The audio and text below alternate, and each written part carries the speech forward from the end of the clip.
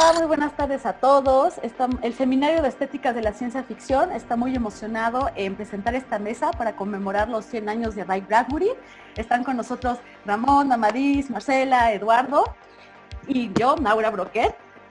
Bueno, qué decir, Bradbury fue un autor fundamental en la ciencia ficción, que tiene obras maestras como Fahrenheit 451, Crónicas Marcianas y obviamente El Hombre Ilustrado, ¿no?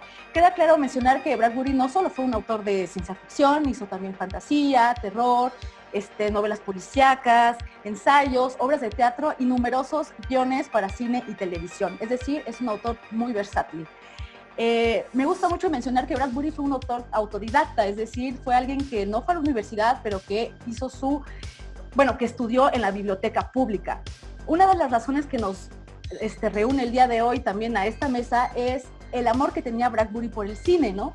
Bradbury cuenta que la primera película que vio fue El Jorobado de Notre Dame en 1923 y lo marcó profundamente, ¿no? A partir de ahí, 2 años después vio El Fantasma de la Ópera y se volvió un gran aficionado de este famoso hombre de las 1000 caras que es Lon Chaney, ¿no? Entonces, bueno, a su muerte muchas personas y celebridades como por ejemplo Steven Spielberg mencionan que le deben todo a Ray Bradbury, sobre todo en sus películas de ciencia ficción, ¿no? Entonces, ¿qué quiere decir esto? Pues que la influencia de Bradbury en el cine no solamente es fundamental, o sea, por un lado porque por las adaptaciones que hicieron de sus títulos, pero también por la influencia y labor que tuvo como guionista, ¿no? A mí me gustaría hacer como un recuento recapitulativo rápido un poco de todo lo que aportó un poco al cine y a la televisión, no solamente él, pero también las personas que se inspiraron de sus obras.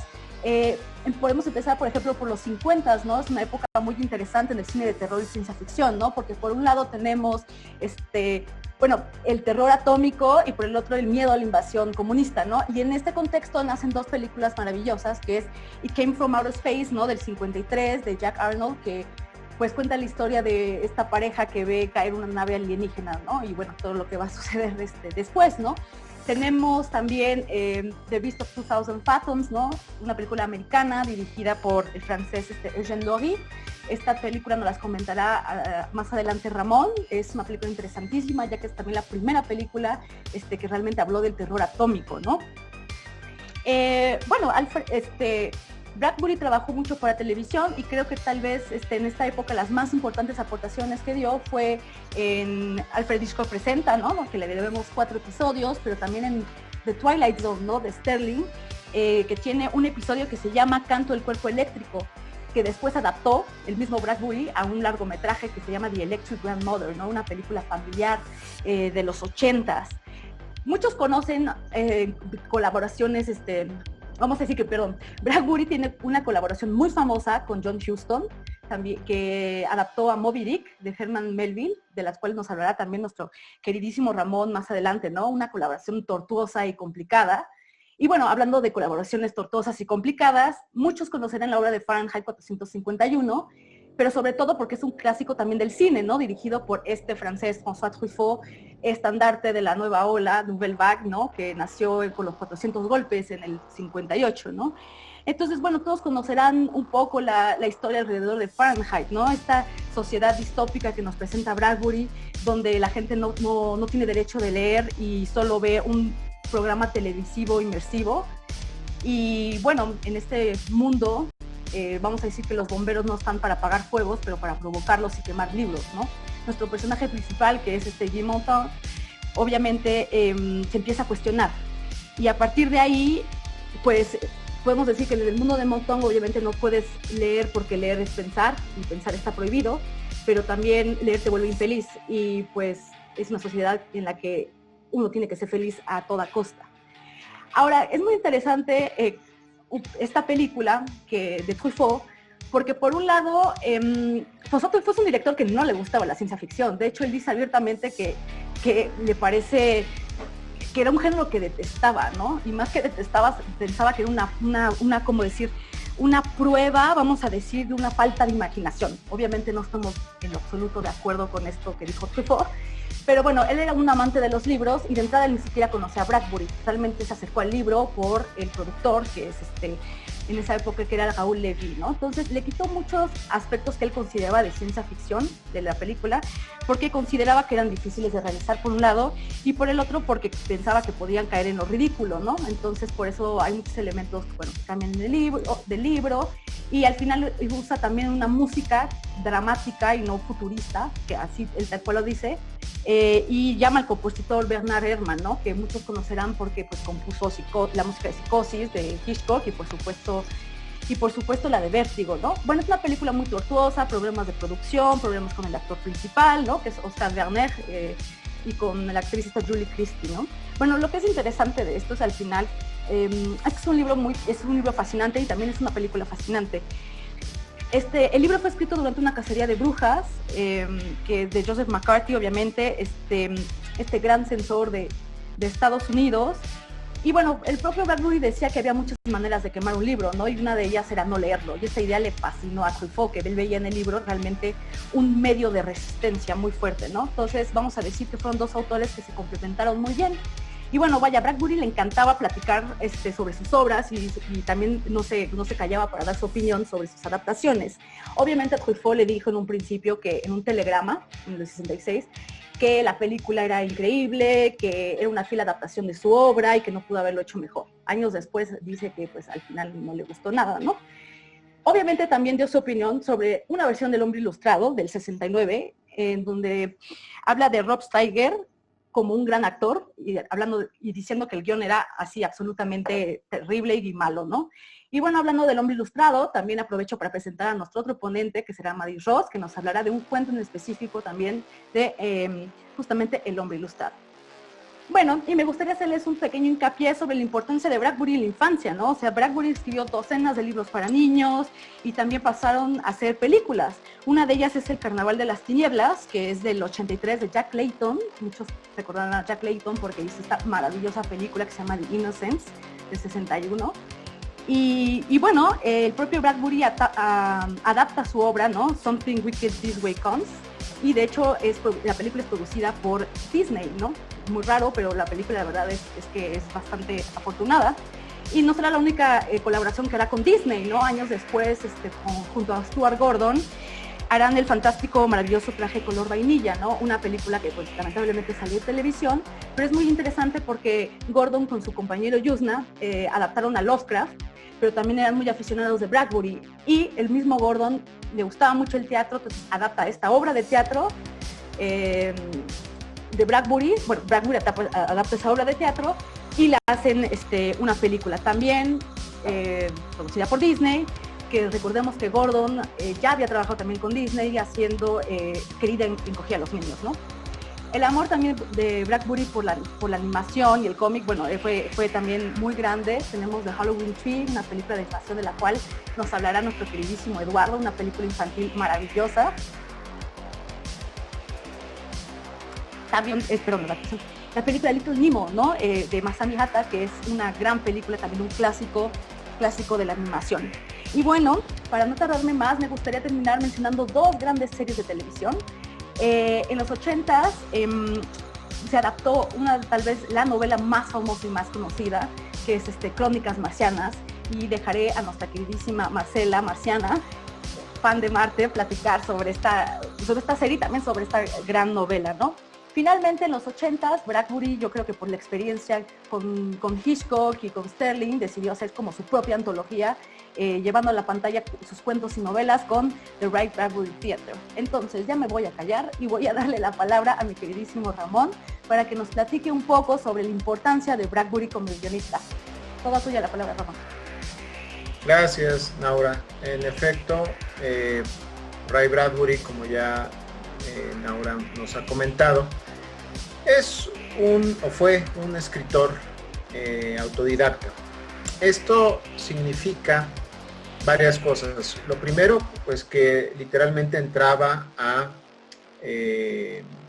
las bibliotecas públicas, a las salas de estudio y elegía sus temas.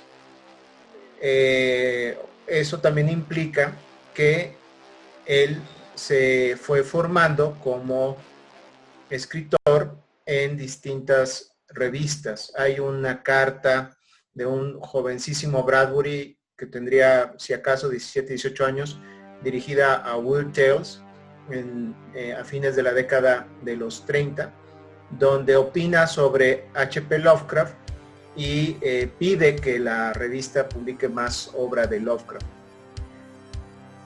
Esto implica que Bradbury era un escritor autodidacta, pero que estaba siempre trabajando en su escritura, en su imaginación, y eventualmente dio el salto a la escritura profesional. A diferencia de muchos escritores pulp de los años 30, incluido el mismo Lovecraft, Bradbury tomó con seriedad el ganarse la vida de escribir y empezó a mandar con regular fortuna y poco a poco con mayor éxito sus textos a distintas publicaciones. Empezó a cobrar por sus cuentos. Sobre todo el Bradbury de los años 40 y 50 es un Bradbury cuentista. Es el caso de esta adaptación al cine que ya hemos adelantado un poco, La bestia de tiempos remotos, The Beast from 20,000 Phantom, dirigida por Eugene Levy en 1952-53, porque nace de un cuento de Bradbury publicado por primera vez en el Saturday Evening Post en 1952, que inmediatamente fueron adquiridos los derechos para producir una película serie B, que bueno, era un género de cine que goza de buena salud en estos días, que ahora podemos llamar o podemos identificar con los blockbusters o con aquellos ejercicios fílmicos taquilleros, que en los años 50 retomaban la estética de la pulp fiction, de la literatura pulp, monstruos alienígenas, naves espaciales, en fin, mezcladas con las obsesiones de la época de los 50. Hay que recordar que Estados Unidos a principios de los 50 estaba viviendo no solamente una oleada anticomunista o de miedo a lo comunista, sino una guerra real, una guerra en Corea, donde se creía o pensaban los estadounidenses se jugaba el destino del mundo libre. Quién sabe qué será el mundo libre, pero en aquella época el mundo libre se identificaba con los ideales y con los intereses económicos y comerciales de Estados Unidos de América. En ese ambiente es donde surgen estos monstruos liberados por el átomo, y la bestia del cuento La sirena en la niebla es uno de estos monstruos liberados por el átomo. La primera diferencia entre el cuento y la adaptación fílmica es que en el cuento nunca se hace mención, como en la película, de que a raíz de experimentos y detonaciones de armas atómicas, en este caso, en el caso de la película, cerca del Ártico, se iba a liberar un monstruo que estaba congelado, como si se tratase de un emparedado en un horno de microondas. No, el cuento toma un camino muy bradburiano, muy poético, y es la narración entre un viejo guardafaros, un encargado de un faro en alguna parte de la costa atlántica de Estados Unidos, que está hablando con su ayudante.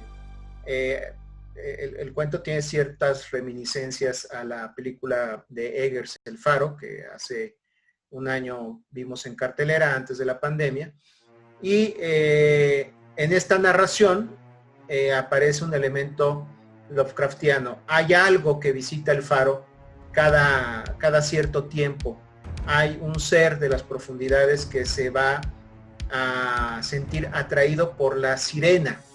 La sirena tiene un sentido ambiguo en el cuento, porque The Foghorn, el cuento, así como está realmente titulado en inglés, pues es muy claro, es una sirena auditiva, un aditamento de los faros visuales, ¿no?, que cuidan que los barcos no se acerquen demasiado a la costa o a algún peñasco o arrecife.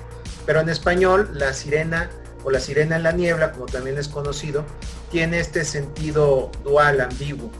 Es la sirena de un faro, en efecto, pero también nos hace mención a estos seres míticos que atraen a los marineros y a sus embarcaciones a la destrucción. Eh, Lamentablemente, pero también de manera previsible, esta adaptación, o más bien este sentido de lo poético, se pierde completamente en la adaptación fílmica. No por los malos oficios de Bradbury. Bradbury comete, él lo mismo lo dice así, un error muy grave. Le habían pedido un tratamiento, una especie de sinopsis de un guión, y lo que pasa es que cuando se lo manda a Jack Dietz, uno de los productores ejecutivos de esta película, Dietz le dice, bueno, mándame el guión porque me gustó tu tratamiento. Y Bradbury lo consulta con Ray Harryhausen, el gran amigo suyo y gran experto en efectos especiales, quien es el encargado de hacer los efectos especiales de esta película. Y Harryhausen le dice, manda un guión, no te esfuerces mucho, no lo van a elegir, no les gusta que les metas ideas raras, poéticas en los guiones, esto es una película serie B, entiéndelo, quieren hacer dinero y van a destrozar lo que les mandes, no importa qué tan bien lo hagas o qué tan mal lo hagas. Entonces no te esfuerces y haz algo pasable. Bradbury comete el error de hacer algo impecable, de esforzarse mucho, de hacer el mejor guión que podía entregar con sus años como escritor, y al final destrozan su guión. ¿Por qué? Pues porque querían hacer una película B, no querían un estudio sobre la fragilidad humana, sobre el sentido de orfandad en el cosmos, sobre los temas propios de Lovecraft, que Bradbury retoma con mucho acierto en La Sirena o La Sirena en la Niebla. Y el resultado es ese, el que le había predicho Ray Harryhausen. Una película palomera donde pues el monstruo empieza a atacar las costas de Maine y se baja hasta Nueva York, causa destrozo y medio hasta que lo atacan con un isótopo radioactivo que lo achicharra. Pero no sabemos si regresará o no el monstruo de las profundidades de los tiempos remotos. Es el resultado de su primer escarceo con el cine. A resultas de eso y de su fama creciente, Bradbury es contactado por John Huston. John Huston es uno de estos directores de cine que van a la guerra, a la Segunda Guerra Mundial, terrible, alcohólico, misógino, mataba elefantes un día sí y otro también. Es más, inventaba películas que pasaban en África para hacer safaris, no porque le interesaba filmar en África. Una personalidad como sacada de algún cuento de Kipling o de Joseph Conrad, y contrata a Bradbury como guionista, ni más ni menos, para hacer Moby Dick. La primer junta, Moby Dick de 1956, la primer junta que tienen es catastrófica porque Bradbury se ve obligado a confesar que nunca terminó de leer Moby Dick, que le pareció muy tediosa. Y John Huston prácticamente lo quiere ahorcar, lo insulta, le dice que cómo es posible que se diga escritor si no ha leído lo mejor de la literatura inglesa o en inglés, la literatura estadounidense en todo caso. Y Bradbury piensa que lo van a despedir antes incluso de empezar a trabajar, y no. John Huston lo contrata, se lo lleva a Gales, a la isla Madeira, pero particularmente a Irlanda, porque Huston buscaba autenticidad. De hecho, Moby Dick es una película que está filmada en blanco y negro y se hizo una sobreimpresión a color, un mecanismo bastante curioso donde John Huston buscaba ante todo una verosimilitud a una cierta estética de daguerrotipo. Huston verdaderamente quería llevarnos a New Bedford, a Nantucket, 1850, pueblos balleneros de la costa atlántica de Estados Unidos, y lo quiere conseguir con estos artilugios propios del cine, pero además con un guión que respeta mucho este ritmo bíblico, hipnotizante, casi sacro que tiene Moby Dick, la obra de Herman Melville. Podemos concluir que Bradbury aprende varias cosas de su incursión en el cine. La primera, no hay que enamorarse mucho de los proyectos. La segunda, hay que huir de gente como John Huston. De hecho, yo creo que Bradbury quedó traumatizado con John Huston por sus malos tratos, por su forma de ser, porque lo obligaba a tomar alcohol, porque no lo obligaba a tomar alcohol. En fin, Huston era verdaderamente un jefe patológico, el jefe que nunca quisiéramos tener en nuestra vida laboral. Y Bradbury desde entonces pierde un poco el encanto de trabajar en el cine, más no el deseo de seguir produciendo para el cine. Son dos cosas distintas, pero entiende que tras bambalinas hay gente abominable como John Huston, que puede hacer cosas bellísimas como John Huston también. Entonces entiende esta dicotomía del creador, ¿no? Afortunada o desafortunadamente, ocurre que Bradbury describe su relación con Huston en Sombras Verdes, Ballena Blanca, una novela cuasi autobiográfica, y en un cuento que se llama Banshee, que fue llevado a la pantalla chica o a la televisión en el Ray Bradbury Theater, allá en los años 70, 80, donde Huston es interpretado por Peter O'Toole, que tenía mucho que ver porque Peter O'Toole pues también gustaba mucho del alcohol, ¿no? Y el Bradbury de esa adaptación es un actor que hizo Los Lobos No Lloran, que si no me equivoco se llama Cruz Martin Smith. Y ahí, con ese término, Banshee, que es una especie de espíritu aullador irlandés, que persigue a los hombres y que tiene una especie de relación con las sirenas, pues termina este episodio de la vida de Bradbury como guionista. No sería la primera ni la única vez que incursiona en el cine o en la televisión, pero sí fue significativa en una película como Moby Dick, que no fue un éxito en taquilla. El monstruo de los tiempos remotos sí lo fue. Moby Dick se fue muy por encima de su presupuesto, terminó valiendo casi $5 millones de aquella época, que era mucho dinero. Perdieron una ballena de 12 toneladas que hizo la compañía Dunlop, no sé cómo la perdieron, pero la perdieron en el mar. Y Bradbury termina desencantado y al mismo tiempo apasionado de la industria audiovisual y fílmica. Y paso ya los micrófonos a Amadís Ross, coordinador del Seminario de Estéticas, o uno de los coordinadores del Seminario de Estéticas de Ciencia Ficción del CENIDIA. Gracias, Ramón. Precisamente El monstruo de los tiempos remotos inspiró al poco tiempo la película de Gojira en Japón, que fue de alguna manera la primera obra a través de la cual los japoneses comenzaron a supurar su gran derrota que tuvieron a finalizar la Segunda Guerra Mundial, que ellos llaman la Guerra del Pacífico.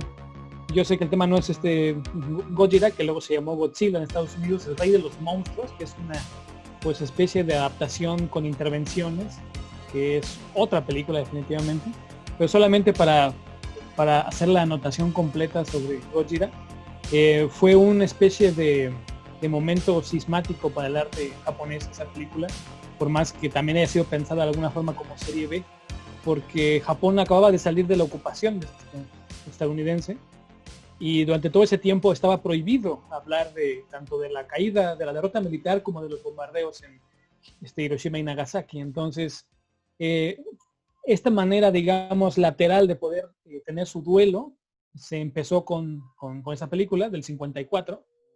Y de ahí pues la tradición continúa hasta nuestra época, porque es una derrota muy fuerte, y si tú no tienes oportunidad de hacer un duelo, digamos, nacional, pues la vida queda ahí.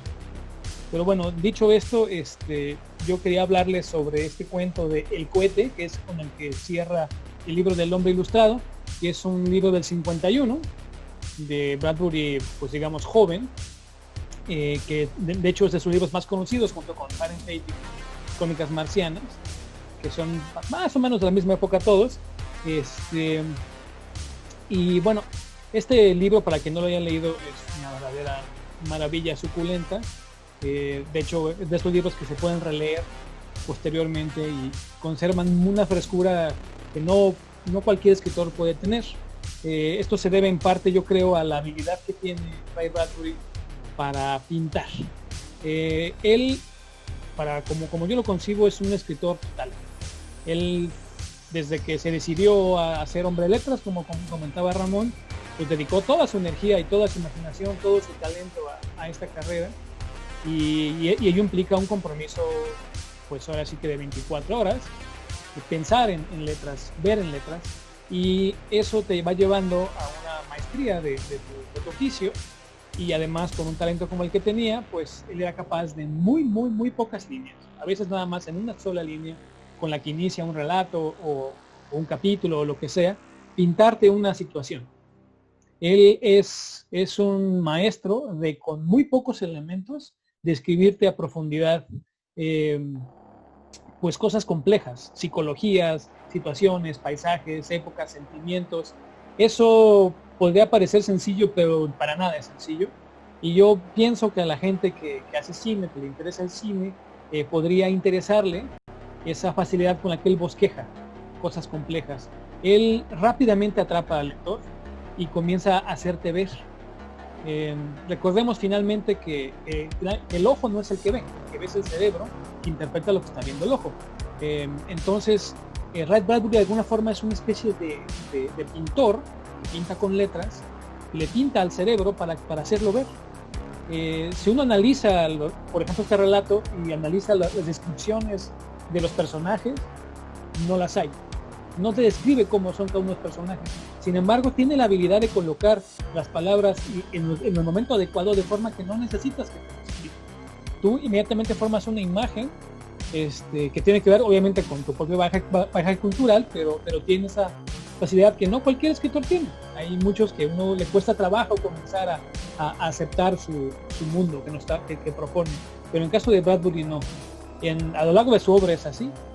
Y en particular esta historia yo la escogí porque lamento arruinarles un poco el cuento a quien no lo ha leído, pero rápidamente, en resumen, es la historia de una persona que se dedica a recoger chatarra y transformarla en otros materiales para poder vender. Es una persona pobre que tiene 6 hijos, creo que 3 niños y 3 niñas, viven ahí junto al tiradero. Está ahorrando para comprar una nueva maquinaria, pero realmente su sueño es poder subirse a un cohete. Los cohetes todos los días despegan cerca de ahí y los ve levantarse en una columna de humo y de fuego, que le parece preciosísima, rugiendo así escandalosamente, como que es algo que le parece muy llamativo, y llevando gente que tiene dinero, no como él y su familia, a la Luna, a Marte, a diferentes lugares, y él pues está condenado a vivir toda su vida ahí. Él y sus padres y sus hijos también, por la pobreza, estarán condenados a vivir ahí, no poder nunca subirse a un cohete reluciente. El hecho es de que consigue juntar el dinero suficiente para un boleto, pero el problema es de quién va a ir. Él, su esposa, alguno de sus hijos. Quien vaya va a ser odiado por el resto, porque pues él sí o ella sí pudo ir, los demás no. Entonces al final tiene la oportunidad de comprar un cohete modelo, que es el modelo que hacen a escala 1:1 de los cohetes de los que van a sacar a la venta, que es exactamente igual, pero no tiene maquinaria y no está hecho de material con el que vuelan los cohetes. Lo compra, se lo venden por el material para que lo deshaga, y él decide gastarse todos sus ahorros en ese cohete y decirle a los niños que compró un cohete, que lo va a reparar, está un poco descompuesto, lo va a reparar para llevarlos a dar una vuelta por el sistema solar. Y el hecho es de que su esposa, por supuesto, enloquece, le dice, ¿cómo gastaste todo nuestro dinero en esto? El punto es de que él le mete mano y después mete a los niños ahí, y los niños entran al cohete y el cohete comienza a rugir y despega de la Tierra y ven por la ventana y se están alejando de la Tierra, dan vuelta por la Luna, dan la vuelta a Marte y están una semana entera en el sistema solar hasta que regresan al mismo lugar. Y ya salen y están contentos, y va a ser una experiencia que nunca en su vida van a olvidar. Y lo que él hizo fue conseguir varios motores viejos de coche para ponerlos en la zona de motores y conseguir el movimiento y el ruido, y en las ventanas puso unos proyectores tridimensionales para que pareciera que estaban viajando. Esto yo creo que puede, pues de alguna forma, enlazarse con el amor que él tenía, un amor que tuvo sus diferentes momentos, como todos los amores, con el cine, porque pues que finalmente, ¿qué es eso? O sea, para los niños, para ellos, viajar. ¿Qué diferencia hay? ¿Qué diferencia hay con la realidad si la descripción que se te hace de ella es tan veraz y además se genera toda esta, pues digamos, mística, por llamarlo así, alrededor de manera que tú lo crees y tú te transportas?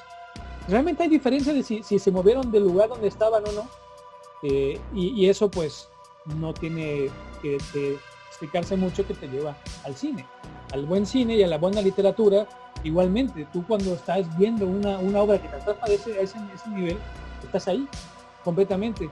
Y esa fuerza que tiene ese tipo de relatos, pues no son tanto trucos, sino son artificios, como decía Ramón. Al contarlo con niños, pues los niños son sus personajes, además del papá, de alguna forma nos está diciendo también, entre otras muchas cosas, que esta ilusión que se genera cuando uno está leyendo o viendo una película, es algo que tiene que ver con, de alguna forma, con la parte inocente de uno, y de que eso es algo que es maravilloso y que es algo que no debemos olvidar, porque el momento en que uno olvida esa fascinación, uno comienza pues a dejar de interesarse por ese tipo de cosas. Uno pierde, uno no gana nada dejando de creer en eso. Es que es una ilusión, es que solamente es una película, es que solamente es un libro. ¿Para qué quieres leer el libro? Se te hacen pensar, como en Fahrenheit, mejor vamos a quemarlos. ¿Para qué quieres ver cine de ese tipo? Mejor nada más dedícate a ver los blockbusters, como decía también Ramón, etcétera, ¿no? Entonces es también un recordatorio para que sin ser infantiles, que pues uno pasa por etapas en la vida, sí conservar esa maravilla, porque de alguna forma te mantiene sano y te mantiene despierto, aun cuando estés dispuesto a que te engañen, entre comillas, en estas ilusiones. Entonces Ray Bradbury, ya también hablarán aquí mis compañeros un poco sobre eso, tenía esta pues leitmotiv de la infancia. Y la infancia, porque en la infancia todo es posible.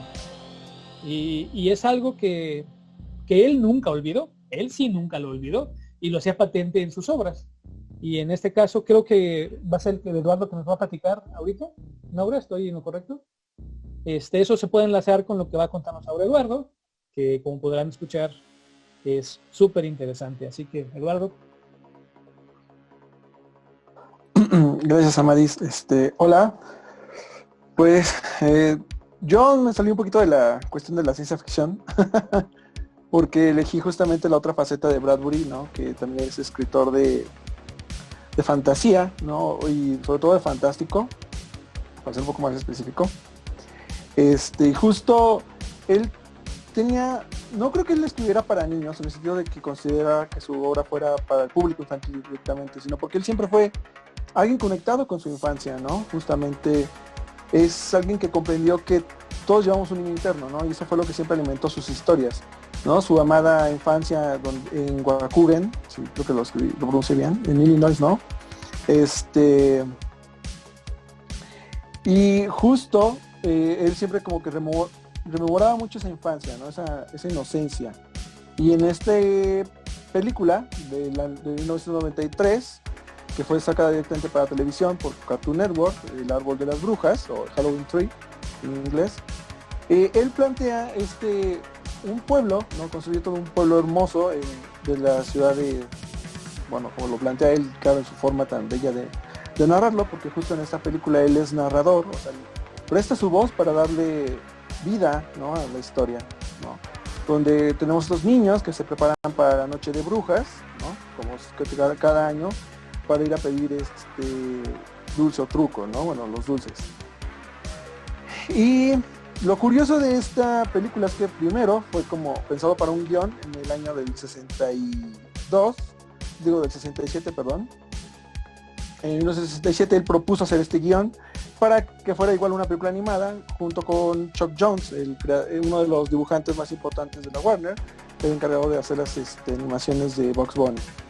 Pero por cuestiones que no se sabe, no pudo progresar el proyecto, así que ya en 1972 él saca la novela, o sea, decide que la historia es muy buena, el material que está detrás vale la pena rescatarlo, y saca esta novela, ¿no? Donde nos pone a esos chicos que van a celebrar el Halloween, pero en un momento uno de sus mejores amigos no puede acompañarlos, entonces ellos se ponen tristes, pero se dan cuenta que él, su espíritu, o algo parecido a él, va recorriendo el pueblo, entonces lo alcanzan, donde encuentran a un hombre, ¿no? Que se llama Moonstruck, y justo este hombre les dice por qué se disfrazan, ¿no? De bruja, de momia, de esqueleto, o sea, cuál es el propósito. Y en esta casa también encuentran un árbol donde hay muchas calabazas, porque es la calabaza de cada persona, ¿no? Las almas ahí contenidas. Y en ese árbol está la calabaza de su amigo, y entonces ellos hacen este recorrido, ¿no? Para atrapar el alma de este niño y justo encontrar pues el origen de Halloween. Es algo que me gusta mucho, que esta película, aunque todos piensan que la animación siempre es algo infantil, que siempre tiende hacia infantil en el sentido de menospreciarlo, es una historia muy oscura, la verdad. O sea, hace que estos niños recorran toda la historia del Día de Muertos en varias culturas, ¿no? En la cultura egipcia, en la edad media, en Europa. Justo se ven cómo construye la iglesia de Notre Dame, y después llegan hasta el final a México, donde se celebra el Día de Muertos, porque aparte Bradbury, tenemos que saberlo, tiene una gran pasión por México, ¿no? Tanto que en este cuento lo escribió, y también le escribió un poema al Día de Muertos, porque también era poeta. Y justo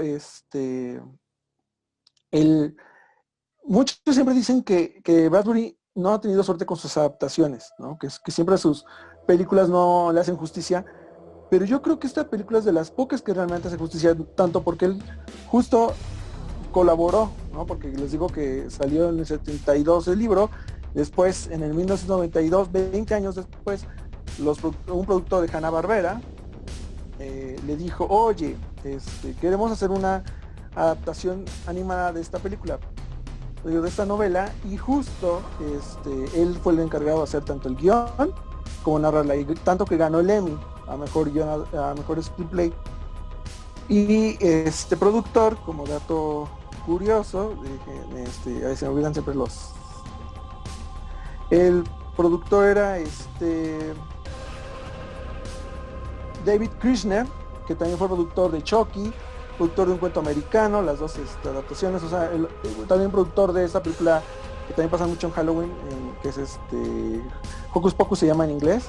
Igual, ¿no? O sea, el hombre sabía, ¿no?, cuál era el trabajo de asustar a los niños, y justo esa película es una película con un giro muy oscuro, la verdad, no los quiero arruinar el final, pero uno realmente no ve a estos niños en su travesía, pero al final, ya cuando la vi de pequeño no lo comprendí plenamente, ¿no?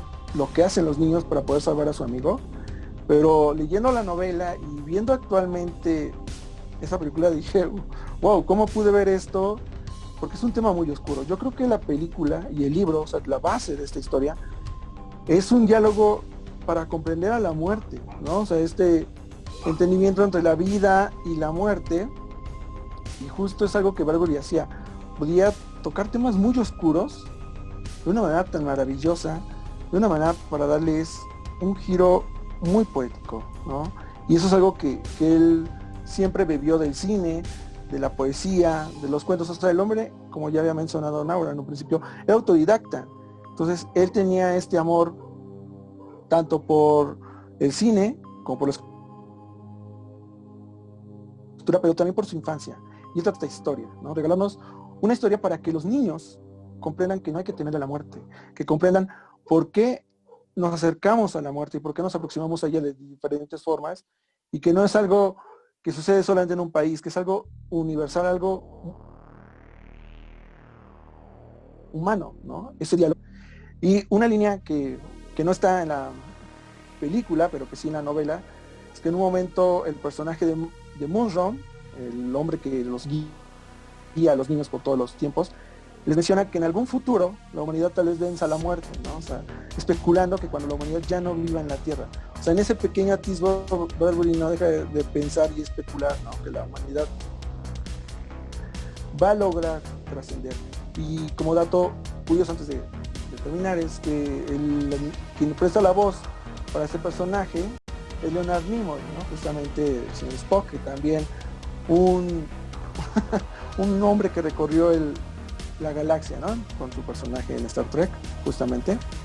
Y es algo muy, muy bello, ¿no?, que en ese final de esperanza, Bradbury, de que encontraremos una forma de trascender, ¿no?, trascender tanto este mundo como la muerte. Y es algo que tal vez explora en muchas de sus historias, justo como en Crónicas Marcianas, ¿no?, cómo la humanidad va a trascender, pero eso ya creo que nos lo va a explicar con más detenimiento Marcela. Muchas gracias. Pues sí, efectivamente, Crónicas Marcianas es un libro increíble de 1950 que en realidad hace una recopilación de muchos cuentos que él ya había publicado y otros que no, y en donde los enlazó de alguna forma, cosa que quisieron hacer en la serie de televisión de 1980, que lo hicieron, la verdad es que Bradbury dijo que esa serie le parecía aburridísima. Y tiene razón, ¿no? O sea, la verdad es que ahora que la volví a ver, creo que lo que pasa es que el libro es tan bueno, ¿no? O sea, está tan bien hilado, cómo va como juntando todas estas cuestiones que se vuelve verdaderamente complicado el hacer una adaptación que funcione con todas estas cuestiones que tienen que ver con cómo hilar una historia que en realidad no está hilada, ¿no? Porque son cuentos que fue escribiendo y en donde es un Marte que él está especulando, ¿no? Entonces, bueno, hay que recordar que, de hecho, en la serie de los 80 hacen un guiño a cuando mandan la Viking, que es esta misión que estuvo muy activo en ella Carl Sagan, que llega en 1975 creo, llega a Marte, y ahí, como a partir de ahí agarran como esta idea de llegaron al planeta Marte y se dieron cuenta de que no había nada en 1999, porque Crónicas Marcianas va de 1999 al 2026, ¿no? Y es algo que me parece muy interesante porque incluso ahora que estamos en esta nueva carrera espacial para llegar a Marte, Elon Musk pone muchos de sus timelines, ¿no? En donde está diciendo como, este es el deadline en el que tenemos que tener una misión llegando a Marte. Como que sigue esa cronología que tiene Ray Bradbury y me parece, por un lado, muy increíble y por otro lado muy horrible, porque eso es lo que genera Elon Musk en la gente.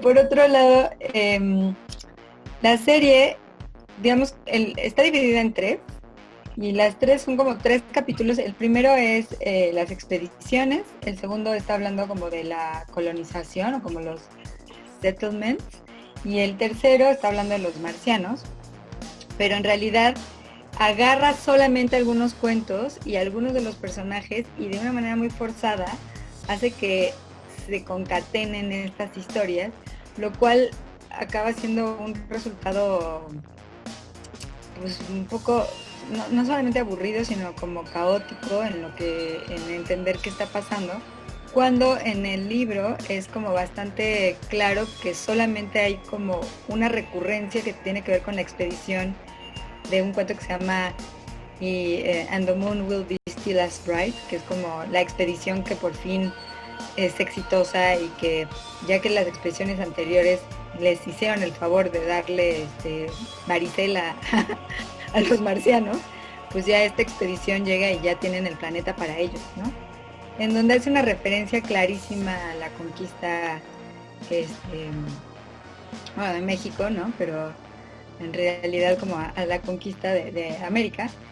Y también hace como todas estas referencias de, ok, si nos encontramos, o más bien, más que referencias, cuestionamientos, que siguen siendo cuestionamientos muy válidos, aunque no, hasta ahorita, digamos, no se hayan encontrado rasgos o hallazgos que nos permitan suponer que va a haber una civilización o que hubo una civilización marciana. Sí hay como toda una reflexión en torno a qué pasaría si nos encontramos con ese otro que tanto estamos buscando en el mundo, en los universos, en los distintos planetas, ¿no? Entonces, ese encuentro con el otro sería un encuentro violento, sería un encuentro poético, sería un encuentro de qué tipo, ¿no? Y creo que en Crónicas Marcianas tiene unos cuentos hermosos en donde hay como, de hecho hay uno en donde se encuentran en la mitad de una carretera y uno le dice, no, es que tú ya desapareciste, y el otro le dice, ¿cómo sabes que yo soy el que desaparecí y no eres tú el que va? O sea, no sabes que yo soy el fantasma y no tú, ¿no? Entonces, sí, creo que este tipo de reflejos y de cuestiones, o sea, las perdió la adaptación de la serie de los 80 por andar hablando como más de las guerras nucleares y cómo la humanidad se puede destruir, que también es un tema que Bradbury toca en Crónicas Marcianas, como una preocupación que yo creo que pues todo el mundo debe haber tenido muy, muy a flor de piel. Digo, no que ahorita ya no la tengamos, pero después de ver Hiroshima y Nagasaki, haber sido como sí estar muy asustado de que en cualquier momento nos podríamos pues hacer añicos, ¿no? Y eso se ve reflejado en un cuento que me parece precioso, que se llama There Will Come Some Rain, que está basado en un poema. Y este cuento luego fue adaptado por un cineasta ruso en 1984, que la verdad es que mi ruso es pésimo, pero algo así como Kuyaki Ostanevs. Luego les paso la referencia. Y bueno, él hace esta adaptación en una animación de este cuento, de que es una casa súper tecnologizada, estas casas inteligentes en las que ya estamos viviendo, bueno, nosotros no, pero la gente con dinero, ¿no? Estas casas que ya te hacen desayunar, te despiertan, limpian, cortan el pasto, etcétera, ¿no? Y es esta casa que está funcionando sin humanos, porque los humanos ya fueron, ¿no? Y justo a cierta hora, como le gustaba a los humanos, declama este poema, en donde pues dice, bueno, todo se limpiará y volveremos, ¿no? Que un poco regresando a lo que decía Eduardo de esta cuestión, que al final creo que eso es lo que hace que Bradbury sea alguien como un autor tan querido, ¿no? Que al final no es un autor de desesperanza, es un autor que siempre deja ahí una semillita de, bueno, pero no está todo terminado, ¿no? Que pasa también en Crónicas Marcianas, cuando ya en el 2026, ya que hubo una guerra supernuclear que destruyó el planeta junto con la casa, pues llega como una última pues navecilla ya armada casi caseramente a Marte, en donde lo que buscan es pues empezar de nuevo, ¿no? Como unas familias que lograron salir del holocausto nuclear para poder empezar de nuevo en Marte, y el famoso, digamos, final de Crónicas Marcianas, que perdón si les estoy haciendo un spoiler, pero digo, ya van más de 50 años con esto, casi 70, ¿no? Te ves reflejado, se ven los niños reflejados en el agua, y le dicen, ¿dónde están los marcianos? Y el papá le dice, pues ahí, en ese reflejo, ustedes son los nuevos marcianos, ¿no? Y sí creo que esa chispa de esperanza y de decir, bueno, no le pierde al final toda la fe al ser humano, y eso creo que es algo como bien interesante, que quizás no vemos ahora en tantos autores de ciencia ficción o de ficción especulativa. Y bueno, ahora lo que se rumora es que el director que hizo Guardianes de la Galaxia, que se llama James Gunn, está tratando de hacer una nueva versión de Crónicas Marcianas, que esperemos sea una versión pues, mucho más, bueno, por lo menos no tan mala como la de los 80, de verdad, es malísima. Pues muchas gracias, Laura. No sé si quieras añadir algo más. Pues no, nada más, muchas gracias a todos por sus pláticas, todas son súper interesantes, habría mil cosas que decir al respecto, eso nos daría para horas de pláticas sobre Bradbury, porque realmente es maravilloso todo lo que aportó este autor. De hecho, también hicieron una nueva versión, ahorita hablando de justo de Fahrenheit, ¿no? Que hizo HBO hace 2 años, que también no fue muy afortunada, entonces bueno, estaremos esperando a ver cómo sale esta de Crónicas Marcianas. Y bueno, un poco para regresar a lo que decía Ramón, que bueno, tal vez no fue muy afortunado pues, la adaptación esta de Beast from 2000 Fathoms, pero pues al final, como bien lo dijo Amadís, dio como lugar a todo toda una serie de películas después, entonces finalmente acabó aportando, aunque no le haya gustado, muchísimas cosas, ¿no? Y sobre todo su trabajo con Harryhausen, ¿no? Que al final fue el rey de la stop motion de los monstruos de después, ¿no? Entonces finalmente, pues de un mal salió también muchos bienes, ¿no? Y justamente, Eduardo, que comentaba sobre The Halloween Tree, estábamos también comentando El Guardián de las Palabras de la misma época, que al final eran películas tremendamente oscuras, pero yo creo que para bien, ¿no? Es decir, Bradbury fue un autor que no era, o sea, va a decir, no era infantiloide, vaya, o sea, quiere decir que trataba a los niños como como adultos, es decir, como seriamente, vaya, ¿no? Entonces sí son temas muy fuertes, temas muy duros, pero que abordan de una forma poética y maravillosa. Y bueno, con esto cerramos esta mesa. Muchísimas gracias a todos, a Madis, Marcela, Eduardo, Ramón, por esta super plática, y pues espero nos vemos muy pronto. Muchas gracias.